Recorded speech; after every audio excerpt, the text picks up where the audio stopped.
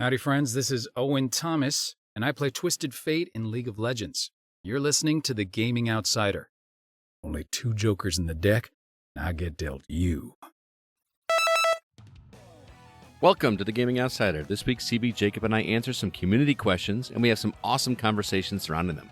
In news, Nintendo Shadow dropped a new app on mobile for subscribers of Nintendo Switch Online.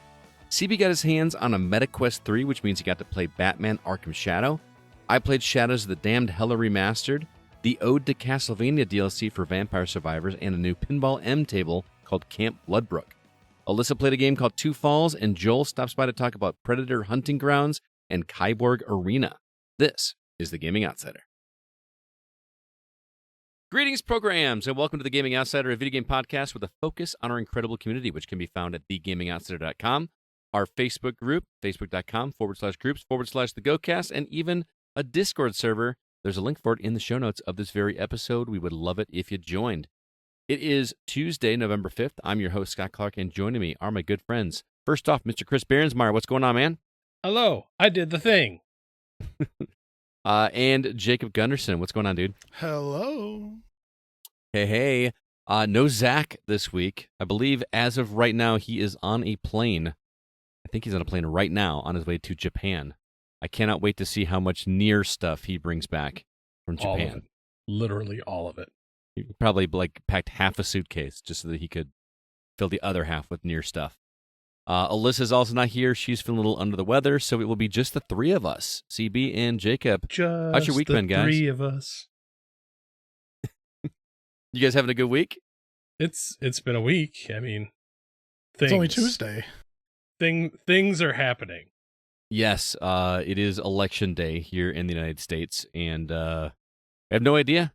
By the time you hear this, you could have the results. I voted for I voted for things and stuffs.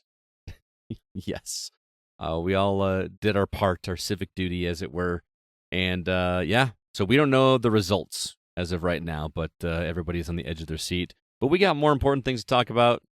Maybe not important, but more interesting things to talk about right now. Games. Jacob, what have you been catching up on, man? Anything you've been playing this week besides review stuff? So after the Desert Island games, I had to jump back into one of my other games that I talked about on the show. I've been playing Stationeers.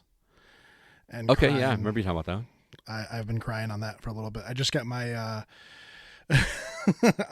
life support system up and running in that game, and so I had to make an O2 scrubber, a CO2 scrubber, and a nitrous scrubber, and I set them up in a logic system to output their chemicals into the air when a certain level is hit, and then I had to mix. And now people may not have heard the Desert Island episode because that is for our Patreon subscribers only. So can you explain to them what that game is?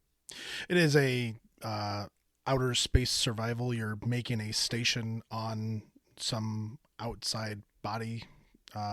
There's moons around Saturn, and there's the moon. There's even a planet that's off in some mysterious galaxy somewhere that has fluctuating craziness that happens in it. Yeah. And so it's situational, and then you have to use the tools they give you to bend the atmosphere to your will to survive. Would it be safe to call that like a base building style game? Not in the same way like base building is said normally. But like a 7 Days to Die? No. Okay. I don't even know how you would describe this. Ark in space. Closer. There's no dinosaurs in space. Vin Diesel's. You run around and you gather resources, but when it comes to the actual like making stuff, instead of just going, oh, I'm going to spend so many resources on this thing and now I have the capability of doing this, when you go to make that thing, it is not just as simple as placing down an item. You have to literally make the item. If you want to make water, you have to have the device that actually burns the fuels to make the water. Then you have to cool down the water. Then you have to pressurize it and get it into actual liquid form. Then you have to purify it and then send it into a bottling system to actually make the water drinkable for yourself. So there are many steps, and these are all different calculations that you actually have to do. The game tells you how to do all this stuff, but then you have to look at the notes in game and put it actually into work in the game and find the resources to build the parts to make the things. That sounds like so much work. Why wouldn't you just go do it for real? Like get a like, I don't know. It just sounds like I can't build a base on the moon in real life. Thank you. Can I know that. Can you build water, Scott? Can I build? No, but I'm just saying, like the things that you're doing in that game, I feel like you could do something.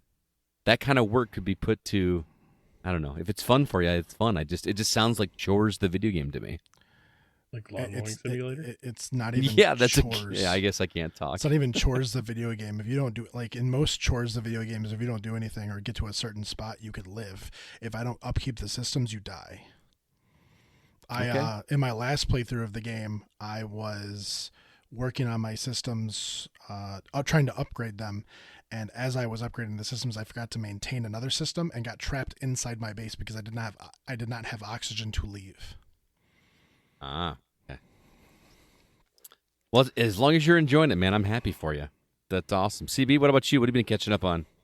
Well, we had our get together. We played some Boomerang Foo.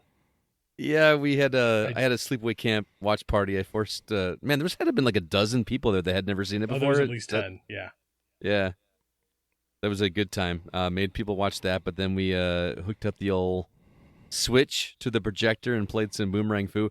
The interesting thing about that was like trying to get people to play it, explain to them what it was. Everybody's like, okay, we're going to play this game. It took like a round or two before people finally were like, okay, this game is amazing. Yep. CB, like I've explained it before. Why don't you explain it to the people who may not have listened to the past episodes? It's very simplified hide and seek. Well, at least that's the bonus game. But yeah, otherwise it's like a little battle royale that uses boomerangs. But essentially, you can get it's 8 people, right? No, only 6. Only 6. Okay, so 6 people. You can sit here and everybody's got their Joy-Cons, and one person has to cover their eyes, and everybody else goes and hides, and it's essentially prop hunt. And then they go around and hit them and be like, okay, found you. But everybody is food. So like, all right, who's ice cream? Who's watermelon? Yeah, it's seriously, guys. If you got 5 friends, you can only play locally, so that's like kind of the downside. But if you can get a group of friends and it's like $15. Every time I play that game, I laugh so hard. It's just ridiculous, and just people that just do some of the silliest things. Like me. CB. Fun. I just love his antics. Every time we play that game, everybody's like, okay, you got a few rounds in? All right, here comes CB, and just does his usual trolling, and then the game gets better. I love how like you think yeah, okay. I admit it. You're right. You're right. I'm just saying, like, once everybody was playing, and I started doing a lot more people were laughing way harder. Everything yeah, that touches you were also gold. you were also pissing off some people too, which was one in particular. which was pretty funny. I'm not gonna lie. I'm sorry, friend, that I'm a jerk. Spencer thought it was hilarious. Yeah, Spencer had a good time. You both have seen Sleepaway Camp in the past, so that was not a surprise to either of you. But man, that movie is just so awful. It's fun to watch. Fun to force people to watch it. Eat poo and live, Scott. How many times did we say that line? Oh yeah. What else you been playing, man? So I got back into playing some Star Wars Pinball on my VR. Yeah, you did. Yep, played quite a bit. Now I played a little Star Wars Pinball when I had I still have a MetaQuest, but mine is so old. I think it was still called an Oculus Quest. That's how old mine is. But do you play pinball standing, or do you just play? Oh, I sit down. Yeah. Man, yeah. I like to stand. I like to sit down, but also I can lay down now and play facing the ceiling.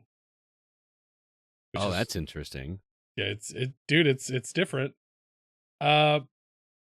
But yeah, I unlocked a bunch of other like little trophies to put in my Star Wars room. Mm-hmm. There was one.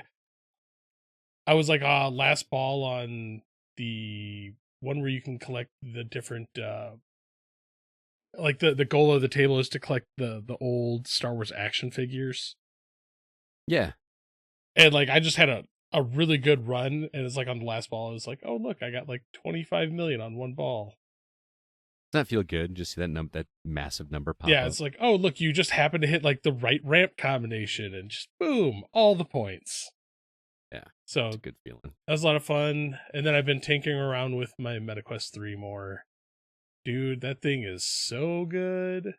Like just the Yeah, you brought it over to the house on Saturday, and I had it on for all of 7 minutes Yeah. before I had to playing a game. I had no idea what I was doing, but the first thing that stood out to me with the MetaQuest 3 is the pass through is in full color. Yeah. Whereas it was And in it's black and white with the 2. fairly crisp. You Well, you had it on low light, so you didn't really get to experience Yeah. it.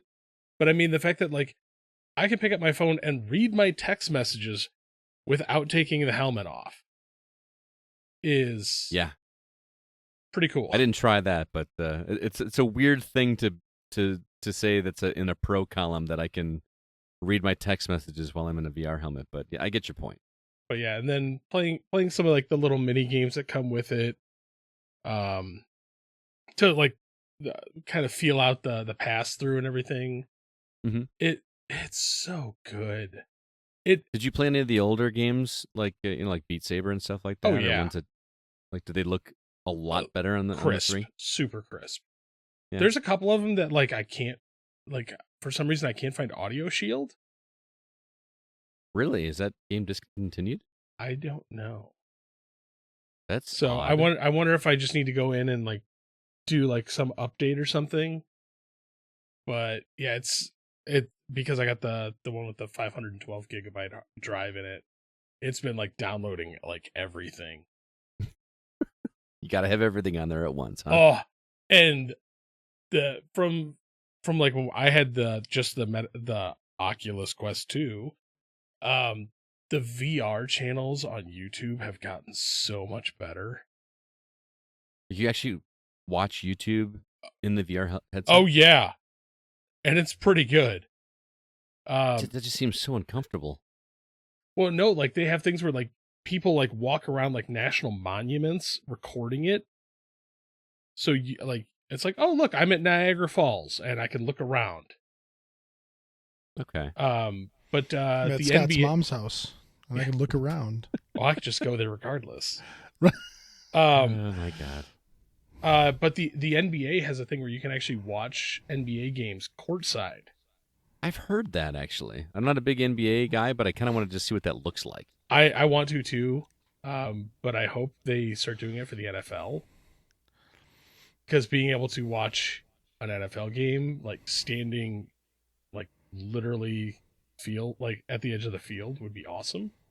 Yeah. There's 3 million people all sitting in the same spot. Yeah. Just stacked on top of one another. But yeah, they've made a lot of quality of life improvements. The controllers feel a lot better. Also, the hand tracking, just putting the controllers down, was so much better than it was on the 2. Much more user-friendly. User-friendly, and it's a much faster response. Like, you can actually tell just doing things that, like, everything runs a lot more crisp and clean. Awesome, man. So Glad you're enjoying that. you were talking about the sports games and sitting ringside and whatever. The one that I want is the cameras that slide over the NFL games. I want VR of that. I want to be like flying over like like a bird. That or like UFC fights. That would be good. That would be a really interesting experience. Do they do flyover cameras like that in UFC fights? No, just sitting like literally ringside for a Oh, UFC okay. fight. How about for the Tyson Jake Paul fight coming up? Ugh. I really hope that fight goes one way so heavy-handed that I never have to hear a certain name again. I mean, I would We like really Mike like to Tyson. know. I want Mike Tyson to win. by a lot. I really want to know who's rooting for Jake Paul. That's Himself. over the age of 30. We share a Himself name. and anybody that buys Prime energy drinks. Is that what it is? It's just all endorsement. There's going to be so much stupid endorsement during that fight. I believe it.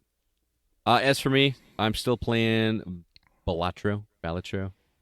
I have, as much as I have played on this game, I'm still under 30% completion. There is a stupid amount of content to do. I realize I'm never gonna do everything in this game, because you know how like there's like 150 jokers in the game. Oh yeah. One of the things you have to do to complete this game is to win a game with each joker. You get a little sticker on a joker if you win with that. So not only do you have to like win all these different modes and everything like that, but you have to have won a game of Balatro with every joker. Oh, son, you barely scratched the surface.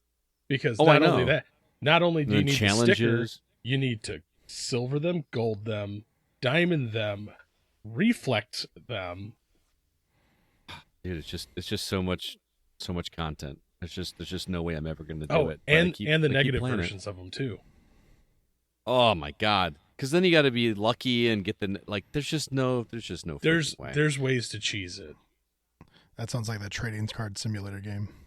Hey man, don't you knock on it. I love that game. So Scott brought it up the other day and said that you were playing it with, and I was like, I gotta check this out. And so I've put like 80 hours into it already. I've had it for like 2 weeks. Dude, it's addictive, isn't it? Card pack. Oh, just being a degenerate, just be like, I'm gonna order this entire case of cards. Rip. Right. Oh crap! I have nothing to sell in my shop. Right. Damn it. My shop has almost got to the point that it just runs on autopilot now. Like I'm just like, oh look, I've made a profit like every day for like 2 weeks straight in the game. Yep. It's nice. Anywho, again, something else, you could just make a living doing for real. Like, I don't know. Okay, you go open up 1 million card packs in a day. No, I'm not. I mean, yeah, I mean, paid for it, if fine. I could walk around my own card shop spraying stinky customers with deodorant, I would gladly do so. Get clean. Wash thyself, son. Right. All right, well, that's what we've been catching up on. Let's go ahead now and jump into the week's news.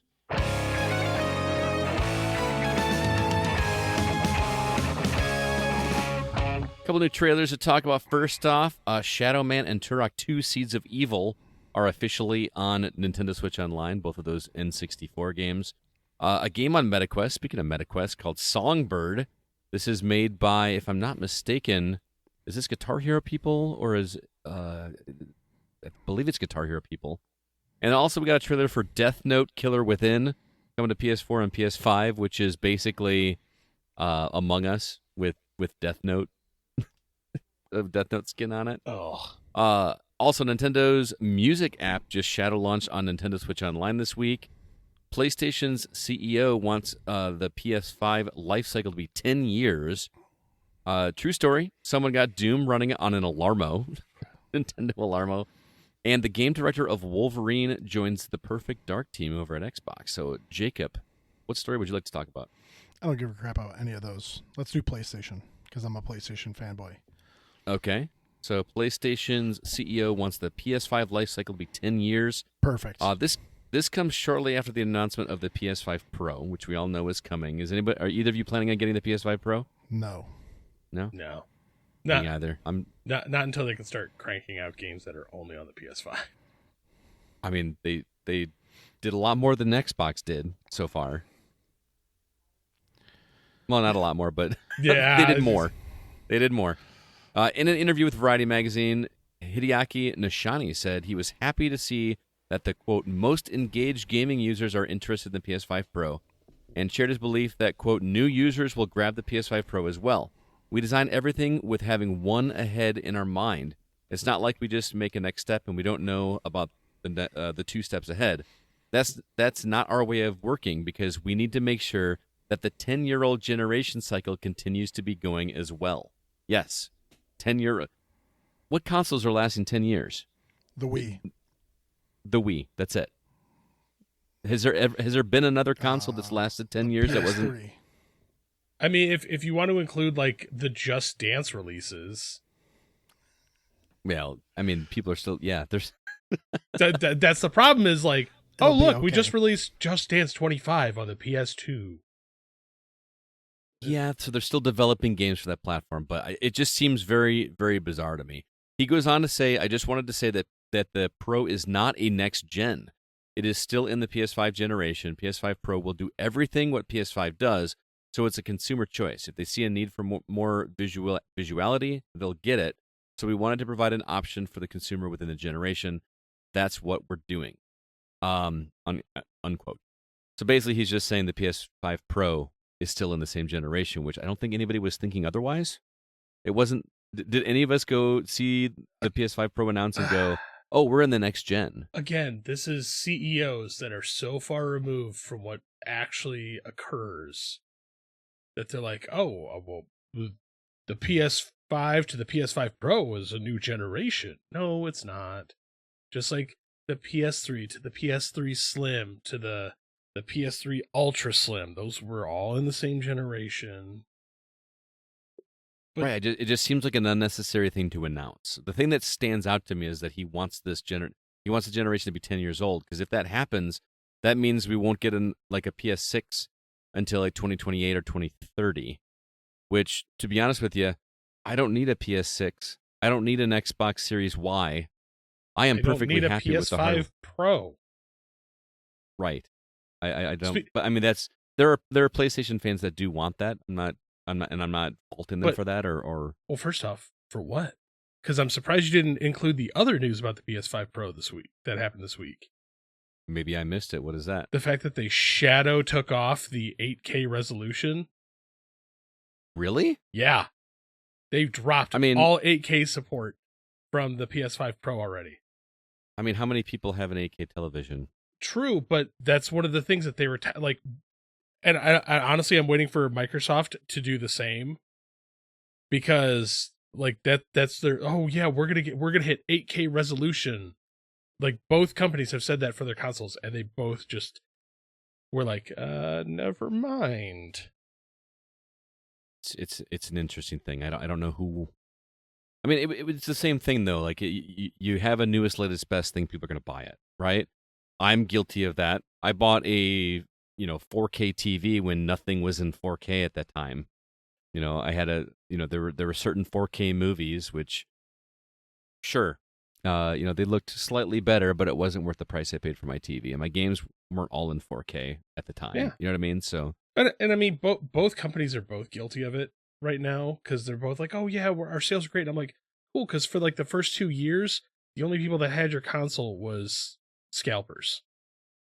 Yeah. Yeah, that was a terrible time. I'm waiting for the PS5 Pro to go through the same thing. Like, oh look, all the scalpers have. I mean, it's already happening, right? I know, but like they're like right here where he says the most engaged gaming users are interested in the PS5 Pro. Yeah, we're interested in it, but whether we can actually get our hands on it is another thing. Right. Who do you want? Who do you want to make the money in this? You or scalpers? But. And like they try to barrage that with like the Sony, what's the online Sony store that they had, the PlayStation Direct, or I can't remember what it's called. The thing to prevent scalpers from buying, but they just make a ton of different accounts and still buy them anyways. Right. Yeah. It's kind of crazy. But yeah. Anyway, let's move on. CB, what? No, I'm sorry. You got more to say, Jacob? Jacob had things to say. No, but I really hope that these companies are kind of understanding the idea of like the diminishing returns, because in 10 years we're not going to need photorealistic things in video games to play a game. We already have really good graphics, and actually it's coming up later. There's a problem with the games that are coming out now that's having these problems with graphics in these systems. And so like we've hit a certain spot. They're really good. We need to stop trying to better the graphics and start trying to better the games themselves. Go back to basically basics and make a game worth playing rather than worth watching. Yeah. That's a really well said statement. Yeah. I agree with you. Does that come down to the developer though, or does that come down to the manufacturer of the console? I'm gonna stomp on that right now because you can't say developer because both of the companies have bought all the developers. This is true, but it is partially the developer's fault because they do have a director of whatever, and so they are inclining their people, especially the character model designers and all that stuff, to make them more elaborate and then require more graphics. There's more things to load. There's more this. There's more that. That's why you have these games coming out that are 100,000 gigabytes, and there's really nothing. There's no gameplay to show for it. It's just what the game looks like. It's just really pretty. So there's no gameplay behind what you're actually doing.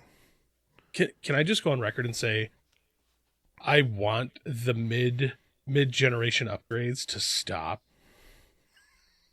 Like what? I mean, like don't give me a Slim. Dawn? No, don't give me a Slim. Don't give me a Pro. Oh! You mean like the actual consoles themselves?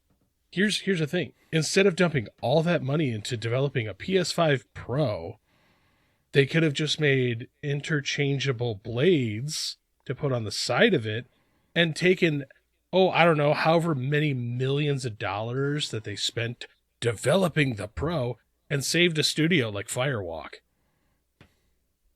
The problem is that these will sell. Like that's like if you're a company looking for bottom line, easy way to make money is put out new hardware. But here's the problem. Every single one of the companies has openly said they lose money on the hardware. They don't make money on the hardware. They make money on the software, which is why they've been buying up all these different developers. Stop pissing money away on mediocre upgrades and just focus, like Jake said, on making quality game. At the same point, if you go back to the scalpers, though, if they're going to bring out 100,000 units of the PS5 Pro, and you have scalpers going around and buying 100,000 of them, they have 100,000 sales, but not 100,000 people are playing on the Pro, and so their sales look really good. They think that's what people want, and so they keep making it. They keep doing these things, but it's not what people want. I still laugh because you can still go on Facebook and find scalpers that are still sitting on the regular PS5 and the Xbox Series X. Which is crazy to me because they're not hard to come by. But here's the thing. They overpaid so far for some of those that they have to sell them for like $50 over. Otherwise, they're just taking such a massive loss. Good. Die. Yeah. I mean, But the problem is now that they're shipping those units like overseas to like Japan, where they raised the price by $100, and now they're making their money back. Yeah, and they'll just keep doing that as long as they're looking at sales. And they don't make any money. The PS3 is the system that really told these companies that it's okay to lose money on the console itself and then turn around and make more money on the studios and the games that you sell. But there hasn't been the influx of games going to the new consoles that they have in the previous, and so now they're looking to get more profit back on the consoles, and it's not happening. Yes. They're gonna change a couple of things. They're gonna make a new design. They're gonna spend another 100,000 on remaking the console, and they're gonna try to sell it again. Actually, here's a good reason. I'm not going to buy a PS5 Pro because I don't want to spend an extra $80 for a hard drive attachment. Because they give me options. Yeah, no, that's it's why I've been making the move to a computer versus sticking with the consoles. I love PlayStation. I grew up on PlayStation, but the choices that they are making with the console and how they are progressing just has upset me to the point where I would rather play on a PC where I have even more options. I can change my memory, I can change my RAM, I can change this, and with a console I'm stuck. I actually agree with you because now I have a gaming laptop. I've spent more time on my laptop and my Quest than my Xbox this year. Yeah. Wow. Because again, there's granted there's a multitude of games to play, but I can play them on my PC and my Quest. and not have to be tied down. Mm-hmm. By the way, the Quest 3, I can play the Xbox Cloud streaming on there too. Oh, can you? Yep, so I can play my That's Xbox handy. on my Quest 3. That's pretty snazzy. Yeah. Well, Let's he's move laying in on. bed. CB, what story do you want to talk about? Sorry, I forgot we had a job to do. Yeah, I guess games and stuff. True story. Bro, somebody got Doom playing on an Alarmo. Come Such on. a silly story to I me. don't care if it's silly or not. That's awesome. Power to the people that like to like sideload and hack things. So yeah, the programmer Gary Odernix. I just want to hear you say that name over and over again. Gary Odernix. Do it again. 5 He got times it running fast. where you use the dial on the top to move, side buttons to fire, and select menu options. Programmer put instructions online to show people how to do it themselves. I know it's a weird story, but I love the fact that, like, can it run Doom? Like, the fact that the meme is still alive. Like, can it run Doom or can it run Crysis? Right. Like, Weren't there people that like didn't they get Doom running on like on a refrigerator they've got screen? Doom to run on a potato. They've got Doom to run on a pregnancy test. Did they really? No, Yeah. it's a meme, but I see. This is the ingenuity in the gaming world that I love, because you have people that. Well, but here's the thing though, like people that are trying to get things to do things that they shouldn't. But I guarantee you, like Nintendo's gonna like poo-poo all over this dude. Be like, how dare you? How dare you mess with our proprietary software? We're going to sue you for $20 million just because. There's no way. Really? It's Nintendo. Nintendo, the people that like, we're going to shut down emulators, but then use emulators in our own museum. Nintendo, the people that are like, hey, your game looks like our game. We're going to sue you. They're so happy, but I mean, there's no infringement here. This is taking a piece of hardware and doing I guarantee something you, with if you it's go not- through the end license user agreement, there's somewhere in there that says that you cannot sideload anything onto this. I would like to see that. You can find it. Please bring it to my attention. Oh, like when I Your brought own- to your attention the fact that you don't own your console or the software that you do because it's in the end license user agreement. I was just gonna say you only lease the clock. Yeah, exactly. If you Yeah, don't so keep up your if- if you don't keep so- up your payments, the alarm doesn't go off. I'm sorry I was late for work. I forgot to pay my Nintendo subscription fee. Nintendo blocked me. But Ah, I do love the ingenuity behind it. Like somebody's like, I wonder if this can do this, and makes it happen. To I like, mean, it's not anything that you're gonna want to actually do. I mean, if I had an Alarmo, sure, why not? Well, he did post the directions on how to do it, so you can actually go do it if you want to. See that's what's going to get him in trouble.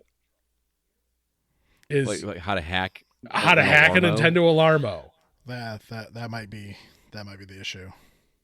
Yeah, like that's where he's gonna get. They're gonna be like, no. Yeah. So you know what, Gary? Good on you. It's not like he can make any money off of it. But he can take donations. That's true. He could take donations, but I don't know. Anyway, I'm gonna speak of Nintendo a little more positively because they launched this music app. Actually, Jacob, I was hanging out with you when I got this news. If you remember, I downloaded the app while Yep. we were at just because I was like fascinated by this. Nerd. So yeah, this is an app that you have. CB, you should have access to this because you're on my family plan. Did you download this app? No, I didn't. I'm really curious because we have 8 people on our family plan, so I want to know if that means all 8 of us have access to this app or not. I do, but I'm also like the primary, facilitator He of our wears the family pants in account. the family. Yeah, whatever. So this thing does not require the expansion pack membership. You can even get it running if you have the free trial version of Nintendo Switch Online. It'll give you access to the application. So this thing is just full of Nintendo music, like the actual game music from games.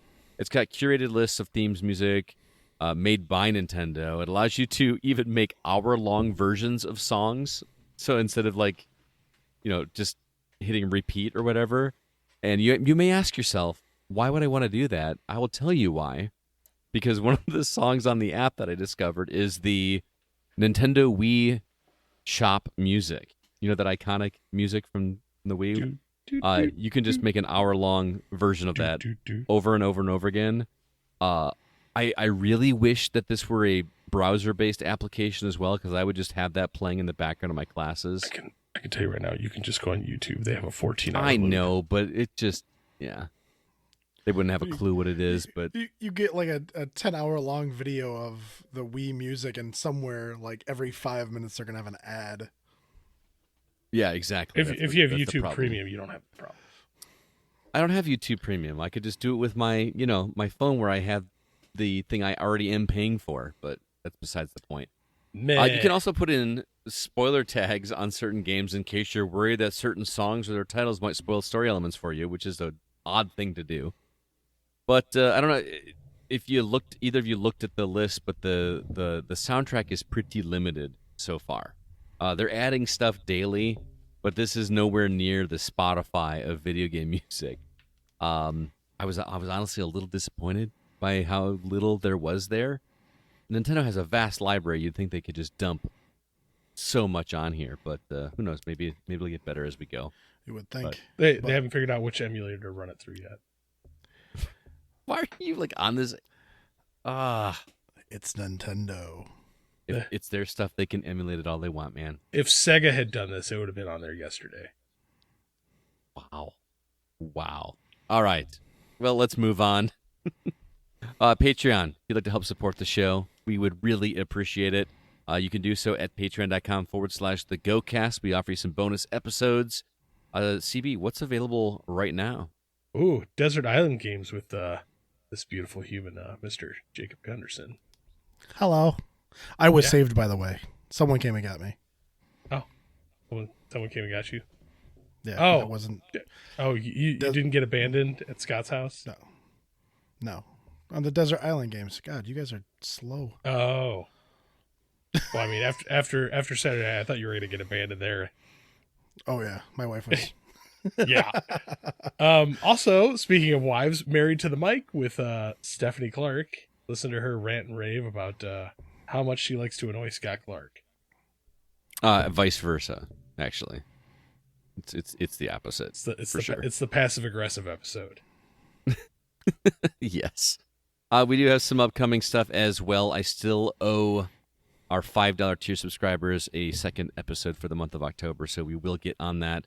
I know that Zach said once he gets back from Japan, he's going to do a Married to the Mic with his wife, so we will have that for November as well, and I'm sure they'll have lots to talk about with their trip to Japan, so stay tuned for that. Again, your support does mean a lot to us. It is why we are able to do this show for 524 episodes now, because all the podcast hosting and the website fees and all that kind of stuff is paid by Patreon subscribers. We don't take a dime of that for ourselves. It really does help us out, so we really do appreciate it. Again, patreon.com/thegocast. With that, let's go ahead and jump into the new games that we've been playing.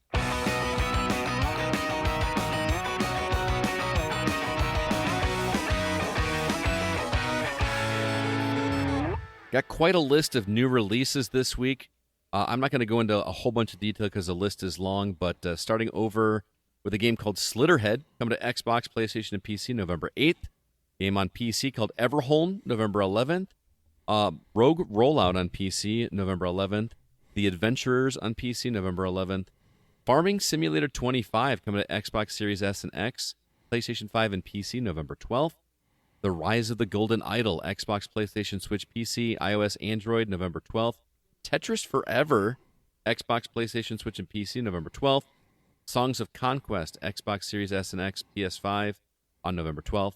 Sea Power, Naval Combat in the Missile Age on PC. I'm not going to lie, CB, I thought of you when I saw that trailer.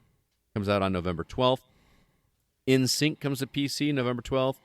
Neo Harbor Rescue Squad coming to PlayStation and PC, November 12th. I know that Mark is going to be reviewing that one for us. Ricochet Rodeo on PC, November 12th. Temtem Swarm on PC, November 13th. Song of Silence, Xbox Series S and X, PS5, PC, November 13th. Paper Perjury on PC, November 13th. Game called Ved, VED, Xbox, PlayStation, Switch, PC, and Mac, November 13th. Sorry, we're closed. A PC game coming on November 14th. Nairi, Rising Tide, coming to Switch and PC November 14th. Thomas Bex from our team is going to be reviewing that one for us. Rage of the Dragons Neo, coming to Xbox, PlayStation, Switch, and PC November 14th. Hearts of Iron 4. Boy. Gotterdammerung? Gotterdammerung? Is it German? I don't know. It's very much so German. Should I go get my kid to read it? No. Coming on PC November 14th. Mind Shop, PS5, Switch, and PC November 14th. And Heretics Fork, coming to Xbox, PlayStation, Switch, November 14th. CB, what stands out in that list that you want to play? Well, first off, I watched this trailer for Slitterhead and I was so confused. I don't know what the game is. So if you clicked on the link that Scott provided, that is the director of it going through his life journey of how he came up with the game and whatever. I actually had to go to Steam to find the actual trailer of it, and it's like Nano Breaker. If you remember Nano Breaker.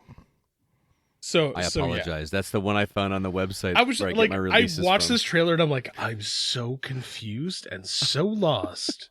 It's a man walking around Kowloon City taking pictures, right? And I'm just like, I'm like, what is this game? I started skipping ahead, like, where's the game? I was just like bouncing around. I'm like, did I miss something? My apologies. I must have clicked the wrong one. Yeah, you're all good. It's fine because then I actually went to their actual YouTube page and it was like that was the first thing that came up for Slitterhead too. I mean, Tetris Forever, man. Yeah, that's what's on my list too. But I may also get Farming Simulator 25. Oh, I'm really? Absolutely. Oh yeah, me and Jacob, like we keep talking about how I delayed buying a Farming Simulator game because Jacob and I want to do a co-op playthrough of one of these. Mm-hmm. And be like, let's grow some crops, bro. I want to pet sheep. But, dude, baby cows. Baby cows. Baby cows. Baby cows. Is that a new thing in Farming Simulator 25? No, they just got baby cows. They do just have baby cows. But yeah, I think that might be a thing that may be coming in the future. All right. Jacob, how about you? The Tetris game, that the trailer of that looks awesome. I don't think there's been any other game of the sorts that goes back in time like that while you're playing it and to mess with your opponents or any of the sorts. So I look forward to playing Tetris. I haven't played Tetris in a while. But yeah, there's the Farm Simulator game. I don't think I saw another one. Oh, Ricochet Rodeo actually looks like. Really? Yes, it looks like Nidhogg. If you know what Nidhogg is. I know what Nidhogg is. I got more of like a I don't know, pixelated Smash Brothers feel from that game instead of. I feel like it was their stances with the guns, but I feel like there's because the bullets look like they can ricochet off each other, so you're trying to do something to mess with your opponent to actually hit them versus just shoot them straight on. So it looks like it might be a fun little, but it's a party game, so that can be fun. Fair enough. Well, it should come no surprise that Tetris Forever is my pick. Like you said, just like I've never played that like original Tetris. Until the movie came out, I didn't realize that Tetris looked like that, and I'm just kind of fascinated. And there's modes where like it just randomly cycles through the different ones as you like get to a new level. And I think the last Tetris game I played was Tetris. What was the one that was in VR? Tetris Effect. Yeah. Man, that game was great. And playing that game I had Sony, the gold headphones at that point. That game just sounds amazing with those headphones, and it made it worth the price of admission for sure. So, yeah, really looking forward to that one. Before we move on, In Sync actually looked like a pretty good puzzle game because you have. I'm sorry, what? You're tearing up my heart. I'm sorry, but I like. I was gonna say I like 2-player games because of me and my wife. We do things together. Sorry. I'm not faulting that, dude. I just got booed. No. The boo is at Scott Clark. Oh, okay. Oh, dude. That works. Bye. You take your highlighted ramen noodle hair and go away. I'm sorry. Now I'm the slow one. I caught on. Oh, you finally caught up. Damn. He My bad. finally got the joke. Oh. All right, CB, I am stoked to hear about Batman Arkham Shadow. I have been hearing nothing but positive things about this game. This is what it came packed with your MetaQuest 3, right? Yes, it did. And what was the Batman game that was on PSVR that we played? It was like very minimal. Batman had some VR. Is it just Batman VR? Is that what it was called? I think so. I own a copy of it. I just don't have it in front of me, so I couldn't tell you what the name of it is. But this game looks to be replicating the Arkham Batman games, but in VR. Is it as cool as it sounds? Oh, yes. Absolutely. Okay. Tell me more. So, yeah, it's, by the way, Roger Craig Smith, voice X for it. Oh, I didn't know that. Yeah. So, Batman Arkham Shadow. It's the Arkham games in VR. But it's a new storyline. You are actually Batman, like from Arkham, not like Gotham Knights. So, If you're alive. yeah, not dead. You are chasing, I believe it's the Rat King. Yeah, it's the Rat King. So another one of Batman's rogues gallery people. Dude, it's as soon as you load up, it looks gorgeous. It's got the same feel, like you're dropped right in, and you have to like learn to do like the things because VR is very complex. Batman can do a lot of things, but it's got like throwing the batarang. You can hang from like the gargoyle statues and like drop down and grab people and take them up and knock them out. How disorienting is that? Though? It's Because, a little he hangs- disorienting the first time because the problem is you don't hang upside down. Like you're up on the gargoyle statue and you can look down and you hold a button and you just see these two hands appear on the guy's shoulders. And all of a sudden it goes black and like all of a sudden you're on the ground, you grab him, it goes up and you just like drop him. Okay. So there's that. So you're not actually upside down, like waiting for them. But, like in the rooms with the gargoyle statues, you remember how like, oh, if they see you got to like bounce from statue to statue Yeah. to do that. Yeah. Use a grappling gun and you swing from statue to statue, first person, which can be a Sounds little awesome. disorienting because it's pretty, you move pretty quick. But I've got like the smoke, like so far I've unlocked the batarang, the smoke bombs, which the smoke bombs are awesome because you can go into the detective vision and everything. And Right. in the game, like when Batman does the whole like detective vision, he like puts his like fingers to his temple and it goes into that. You have to replicate that motion and all of a sudden you've got X-ray vision everywhere. That I played this for, like I said, 7 minutes, and that moment, that and the Batarang thing, just are two small instances where I know this is a cliche thing to say, but I felt like Batman, dude. I really did. Dude, the amount of detail that they put into this from the Arkham games, like, oh look, there's a grate. I can see that, like I can go in that grate. You go up, put both hands on the grate, pull it back, and slide it to the side, just like in the game. Mhm. Or like, oh, there's that grate on the floor. I can lift that up and drop down into the grate and go onto the floor. So the thing that I want to know about is the combat, because the little bit that I got to play, I did not get into any combat, and I was kind of glad I didn't because I probably would have been completely lost. But the Arkham combat is much more than just fisticuffs. It is also lots of jumping, over guys upside down. Are you doing that in this? And what does that feel like in VR? Very frenetic. Yeah. But it feels so fluid because, all right, so the most I've taken on at once is 5 guys. Pervert. So you can The go into a rest- room. The fast food place. Yes, burgers. Burgers. So you walk into the room and they actually, like, you can watch them. They'll try to surround you just like they do in the game. So you got to keep moving, but like you can kick, like you can punch them. So it's straight up like left hand, right hand punch.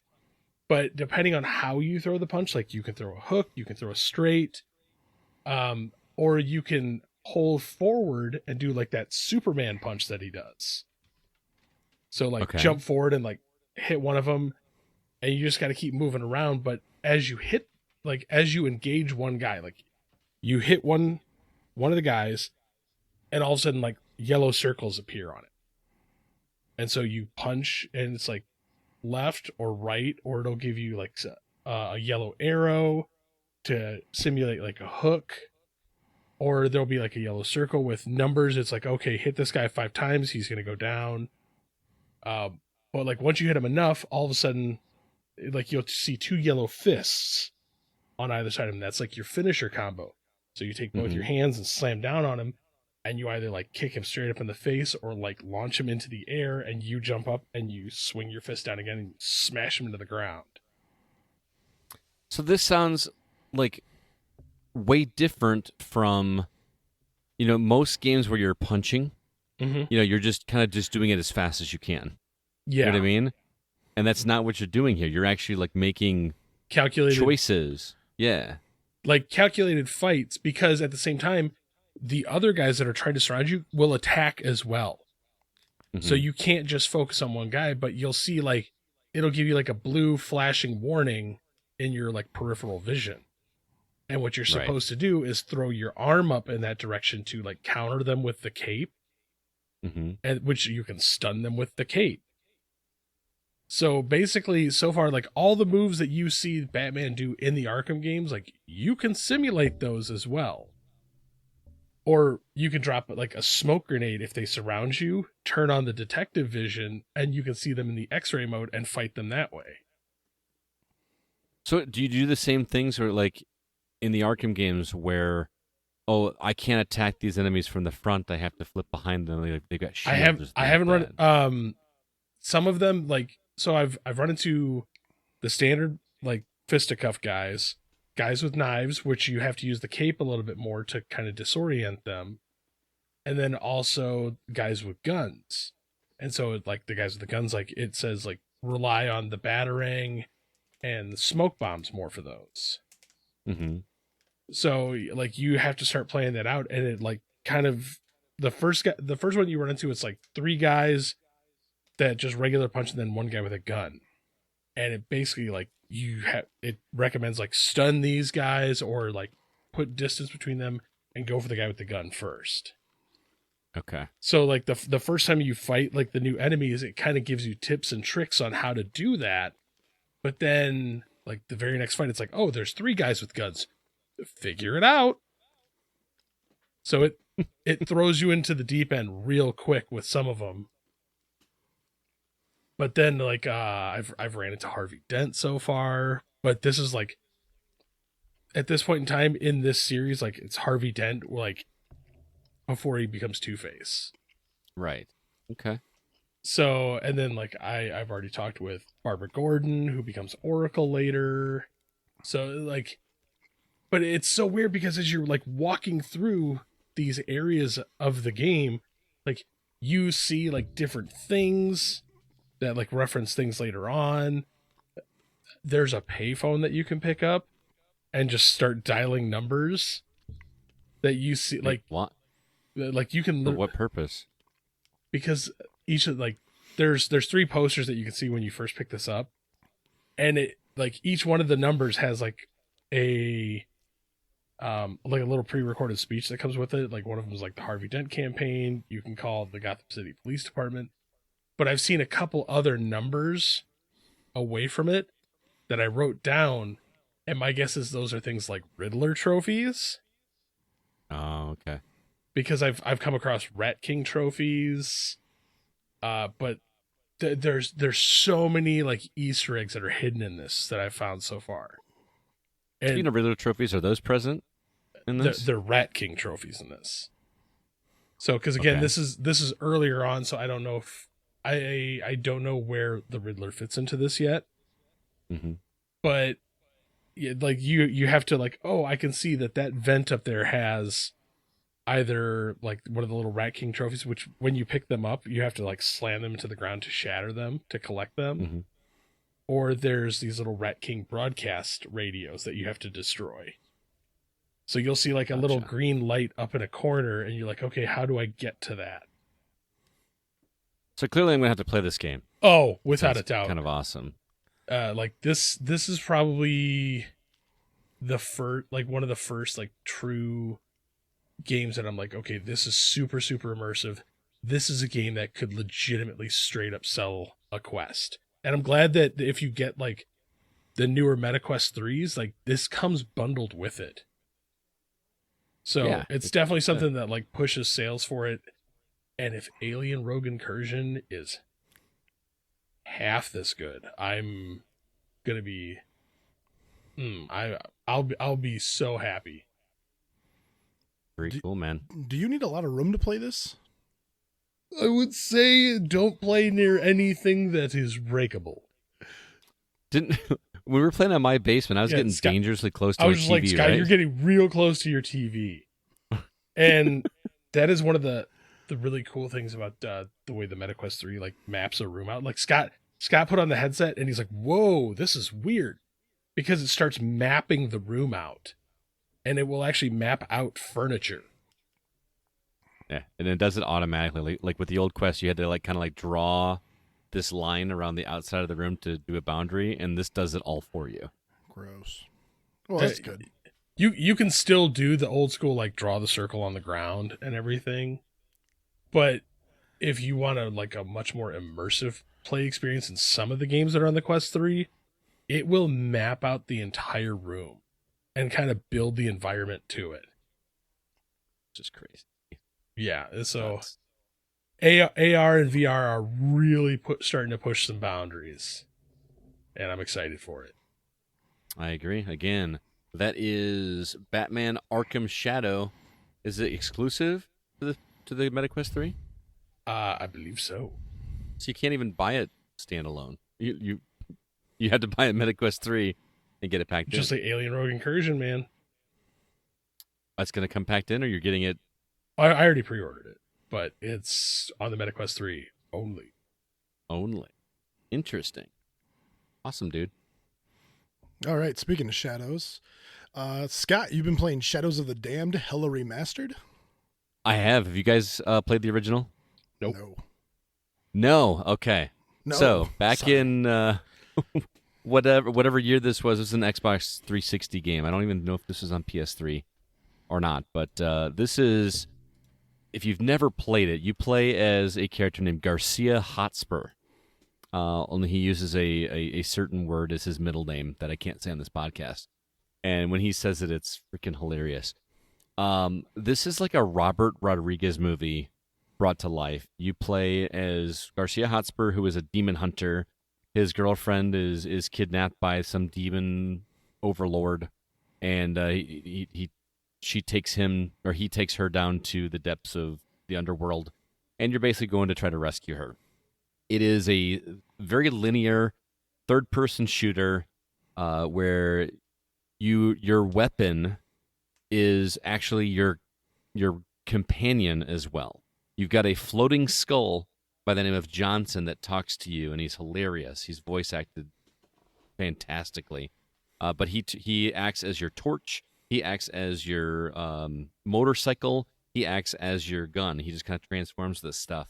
And it is super over-the-top, ridiculous, crazy gore, and chock full of dick jokes. I mean, just nonstop. Like, there are some jokes in here that I mean, the whole game kind of crosses the line, but it's done in such a way that I think is actually really funny. It's fully aware of how ridiculous it is. Like, if this game were made today, it never would have flown. It never would have happened.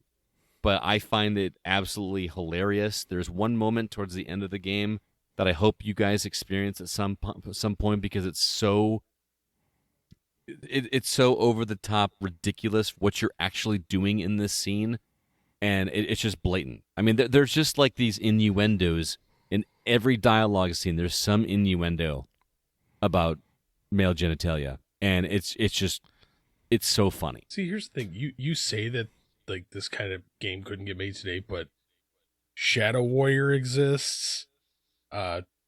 Bulletstorm, the Duke Nukem edition exists. Those are also 360 era games, man. Like those aren't Shadow new Warrior games. 3 came out. It was a remake. Shadow Warrior 3. I thought that was a remake of Shadow Warrior 3. No, that was a new game. Okay, well, I didn't play that one to know. I mean, this is like sophomoric level of. It's not just like lots of swearing. It is like, haha, I just referenced a penis, like over and over and over and over and over again. Like, I'm shocked that neither of you have played this game because I think you guys would both really like it. The combat, like I said, it's third person over the shoulder shooting, and the game does this really fun thing where you're fighting these demons, and you can get a headshot. If your first shot is a headshot, it's an insta-kill. If you miss the headshot and do a body, you can still get a headshot, but it's not going to do this like glory kill kind of thing. So you're really incentivized to get that headshot first, which isn't super easy because the demons move back and forth, whatever. I was watching the rest. Sorry. No, go ahead. I was watching the video of it while you were talking about it, and yeah, there's a couple of points where he gets a headshot. It just, I want to do like the Halo effect, like yay, but it's just blood and guts. Yeah. The game also has like this these really super weird mechanics. Like it's Suda 51. I don't know how familiar you guys are familiar you guys are with Lollipop Chainsaw.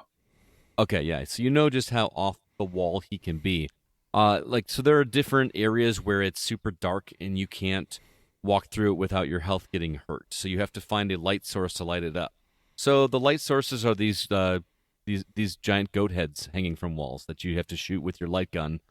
And these goats sit there and they chew. You can one is nearby because you hear this chewing noise. And then you get close to it and you see this goat just up there chewing grass. And you shoot that with your gun and it lights up the room. There are doors that have these little baby faces on the front of them. And in order to open them up, you have to find strawberries, which act as the keys. And you shove the strawberry in the baby's mouth and it opens up the door. It's bizarre stuff like that like just makes this game so off the wall weird. I love it, and I can't tell you why. I'm gonna need to play this game. Come on over, man. It's so over the top. Like even the music, like the opening, the game does the thing where like you start the game before you see the title screen, and then when the title screen hits and you see the actual new game or continue or settings, and there's just a background of Garcia riding his motorcycle with this heavy metal music playing in the background. It's so rad. I just want to keep playing this game. It's so not PC, and I just love that it exists still. So right. I can't wait to keep playing this game. So Shadows of the Damned. Here's the really best part about this: the game is $25. Yeah. Like that's the price point remakes like this should be. And I know we kind of have mixed feelings about how we feel about remakes, but I can't play the original Shadows of the Damned anymore without firing up my Xbox 360, and I don't even have a copy of the disc anymore. So this felt great just to be able to drop $25 and be able to play this. It's like an 8 to 12 hour campaign. This would be a great passive controller game, Jacob. We should just like sit down and play this one together. You do Inverted? No. See that? Thank you, passive Jacob. Controller is a bad idea. Thank you. All right. If I move the stick to the right, I want to look to the right. If I move the stick up, I want to look up. I'm not a pilot. Yeah, I go on the pilot mentality, but that's because I grew up on Ace Combat. So anyway, that is Shadows of the Dam. So you've been playing something else Remastered. Too? Yes, I have been playing. What is this? Camp Bloodbrook? Yes, it is a new pinball table. Okay. Pinball M is like the mature pinball tables, like all the dark. When I say mature, don't get excited, Jacob. I can see the look in your eye. I know I just got done talking about penises and stuff in the other game. No, it's nothing like that. These are more like slots and balls. These are more like horrific type stuff, like or horror themed stuff. And Camp Bloodbrook is like based on an 80s slasher vibe. It's not like based on a specific movie, like Chucky is in these games. The Thing, there's a Thing table, there's a Duke Nukem table, but this one is like a completely original property. You've got a serial killer that's stalking campers. That's the theme. The whole thing is super bloody and gory. You see the killer actually pick up camp counselors by the neck, and he's covered in blood. It's kind of cool. So the crazy thing about this is that as dark as the table is, it's super accessible. You'd think with it being really dark and freaky and scary that it's going to be a hard table. It's one of the easiest to understand, and that's one thing I appreciate about tables now and then is that they're it's not hard to ascertain what you need to do in order to rack up some decent points. So highly recommend Camp Bloodbrook. That's it's quite a bit of fun. Yeah, I never figured out pinball tables. No. I'm gonna have to educate you on pinball tables at some point. We went to the Pinball Expo and we went to the Pinball Expo and he just did not want to play pinball at all. He wouldn't let me teach him. Well, yeah. I mean, you're sitting here and you're like, oh, okay, learn something new. Juggle balls. Thanks, Scott. Yes, that's exactly what it is. Yeah, I mean, he's not wrong. Yeah. You juggle balls with flippers.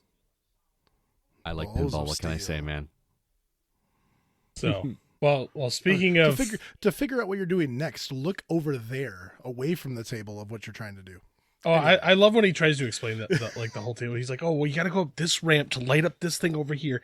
Then you got to shoot this thing 3 times while juggling backwards on a foot in your head. I'm like, bro, I just want to hit the ball and give me points. I don't need a storyline on a table. Right. Sorry, CB, I messed up your segue. No, it's fine. Speaking of playing things, Scott's you've also been playing Vampire Survivors DLC Ode to Castlevania. Yeah, it was $4 to get this thing. Yeah. I haven't played Vampire Survivors in a while. If you remember, I had almost everything unlocked. But they finally did what I was hoping they were going to do, which is, go the Castlevania route, because the game felt so much like Castlevania. Just like the turkey that you pick up, the little meat thing felt like that. The whip, everything felt Castlevania. So now they're leaning full into it. They partner with Konami. They did the Contra one before, or not? Did I say Konami? Yeah, Yes. Konami. They partnered with them before on the Contra one, which I never touched for some reason. I was just kind of a little burnt out on Vampire Survivors, but when they announced Castlevania, I was like, I got to give this a shot.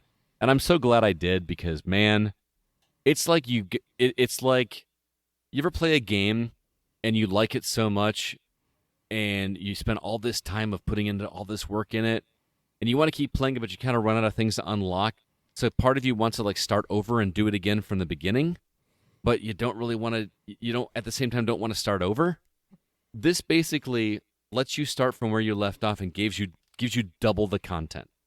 So all the old permutations are there, all the old combinations are there, but they basically give you just twice as many with new weapons and new characters, and you have a whole new achievement list. It's like starting over without starting over. And oh, by the way, it's all themed after Castlevania, so you get new music and you get new characters and you get new enemies, and it all feels awesome. The weapons are all brand new. You have new combinations to learn. There's not much more to say other than it's more Vampire Survivors, and I'm here for it. So absolutely love it. Let's see. A Belmont, a Belmont, a Belmont, a Belmont. There's something like 37 Belmont characters. I love Castlevania, but I'm not into the lore of Castlevania or the characters' names, but they get every character from even the GBA games. Well, that's why you were like, oh, they added new characters. So I'm like, oh, Belmont, Belmont, Belmont, Belmont, Belmont, Belmont, and Dracula. Well, I think I was playing it when you came over on Saturday. I was right at the tail end of a run, wasn't I? Yeah. When you popped over and all the chaos. The that game just still blows me away at like how simple it starts out, and then what it eventually turns up into. And I feel like I've been chasing that dragon ever since that game came out. Where there's been all kinds of clones and games that pop up that are very similar to it, or are paying homage to it, and they just never quite hit the mark. Did you ever beat Dead Cells? Well, no, but Dead Cells is still like a 2D platformer, right? Like I know. But I mean, that I'm waiting for more stuff for that, because like that's the dragon I chase. So, did you play the Castlevania stuff for that? No. I need to dive back to that, and just like I need more Binding of Isaac, more poop jokes. Man, I'd be so lost with Binding of Isaac at this point. I don't remember what the stuff is anymore. Like is that a game you can just dive back into? I wonder. I kind of want to find out. We should do that for next week. Kind of go back into Binding of Isaac. I wonder where my save file is at this point, because man, that game is addicting. I still only have one ending left in that game. Really? Yeah, I'm one ending away, and it's like the most ridiculous one where it's like, oh yeah, collect to like every single possible thing in a run, and it's insane, like to unlock the like final ending. I would love to. We should compare notes next week. If I say I'm a big talker. I don't know if you guys listen to the show. I say I'm gonna do things, and then I never follow through with it when it comes to playing games. I just keep playing what I'm playing, but who knows? You talked during the entire podcast. What's that? You talked through the entire podcast. Well, that's my job. Well, you're just talking about how big of a talker you were. It's my job. Anyway. Jacob, let's move over to you, man. No. You might be the biggest Monster Hunter fan I know personally. And you talked about it on your Desert Island Patreon episode. And I discovered how much you love that game when I went to Midwest Gaming Classic with you, and you about geeked out when you saw homemade flasks that had like the potion from Monster Hunter on there. I've never seen someone so giddy for something that wasn't even a licensed thing. You just thought it was the coolest thing ever. So anyway, you got your hands on, is it the beta? Yes. For Monster Hunter Wilds. You're playing it on PC. Yeah. So as, you know, the biggest Monster Hunter fan I know, how are you enjoying this one? It's really hard for me to tell right now, because there are the graphical glitches that are happening with the PC right now. Oh, you sent us some screenshots. I forgot about that. They look pretty rough. They are. Yeah, if you haven't seen this yet, look it up real quick. It looks worse than N64 graphics, or on par. I was fighting I was calling it a purse monster, which is actually a Super Mario 64 reference that nobody seems to understand, but that's fine. I get it. I don't know that reference. Yeah, never mind. Well, moving on. But the very first creature you fight looks has big forearms, has rough skin, his tongue like flails around, and he drools everywhere. And when you first come across this creature, you fight CB. I didn't say it. I didn't say it.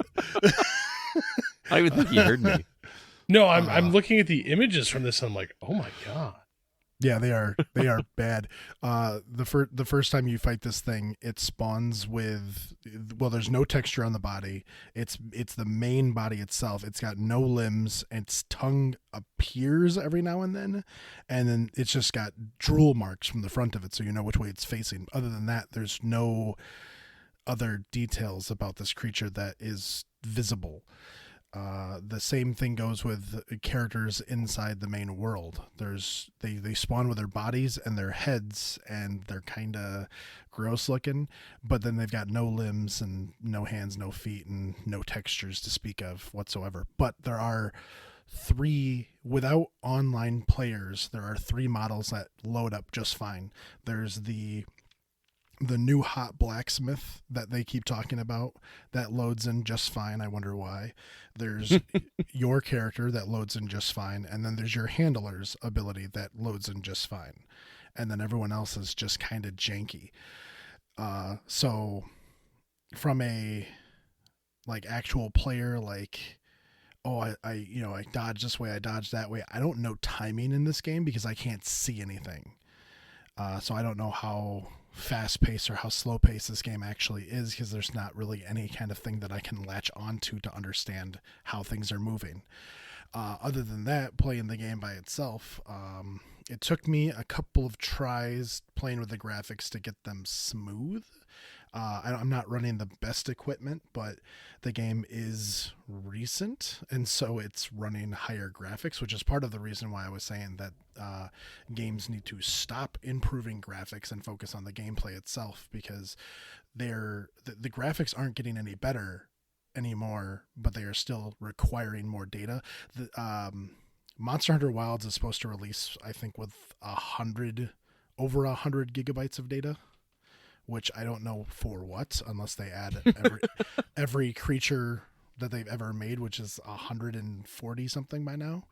So, unless they have everything that they've ever had in any game ever in this game, I don't know why it's that much. The beta itself was 23 gigs.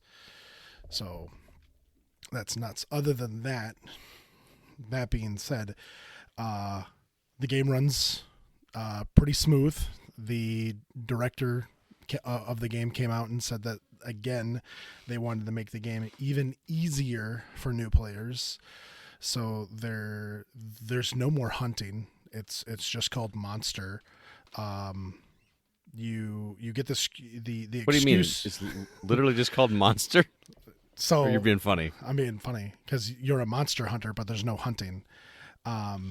So the excuse that they use in World, they had the scout flies, and so when you met the creature, tracked the creature, found clues, all that stuff, the scout flies became uniquely aware of where the monster was, and then you could find it easier than having to actually go from area to area to area. In this game, you start with a creature that is very intimate with the surrounding creatures and the area. And so when you say, hey, I need to go find this creature, the thing that you're riding instantly knows where it is and takes you directly to it on autopilot. So there's no finding your way through. There's no jumping over things. Everything about movement is handled by this creature. Even the special little areas where you have to like jump from ledge to ledge to ledge, everything is handled by this creature. I played the game for probably about 5 hours. And most of the time the controller was sitting in my lap because there's nothing to do at those points. You just let the creature run to it and then you fight it. They did add new fighting mechanics to certain weapons. I noticed that certain weapons did not have backup attacks. So if you were attacking the creature and held back and attacked before, nothing would happen. And now they have special animations for special attacks for those new directions. Certain things are handled differently, and I leave it vague because it's still vague to me, even though I've been playing it for a little bit. The way you shoot guns are weird. Before, the bow guns were kind of like a stop and then shoot, and then in Worlds they changed it, and now they're even weirder. So I don't know. They keep pushing this idea that Monster Hunter needs to become more and more theatrical and less playable, and then easier and easier for new players to adapt to playing this game. And it's becoming almost there was a knockoff game that came out, and I can't remember what it was called, but it's basically that. Wild Hearts? No. Before that, it looked like Fortnite but Monster Hunter, and it was gross, and I cannot remember it. But yeah, there's that game. I played it for a little bit. When you start the quest, you jump onto this island floating in the sky, and the creature's there. You fight it, you win. You know whatever. And that's kind of what this feels like. Because I know the very first mission that you play in the beta, they tell you to go fight this thing, and you walk out the front door, the quest starts, and the creature is right below you. Oh, there's no hunting. You're just yeah, and I'm assuming that it's going to be harder to find creatures. The creatures are going to get harder as you progress, but when you don't actually need to do any of the old school stuff in Monster Hunter, what made Monster Hunter for a lot of players. It's a completely different game at this point. It's Monster Fighter. Yeah, basically. And it's Now, I haven't played the original games, but was it like, tracking finding a trail and you had tracking it? So because the world was split up into zones that were separated by loading screens, when you were in a zone, if a creature was in an area that was adjacent to that zone, you could hear the creature coming from that area. So when you would go to that area, then you had paintballs, and then you could use these paintballs to track the target. It would mark it on your map for 10 minutes, and then that's how you followed it around. Or you could get skills that would allow you to see it on the map.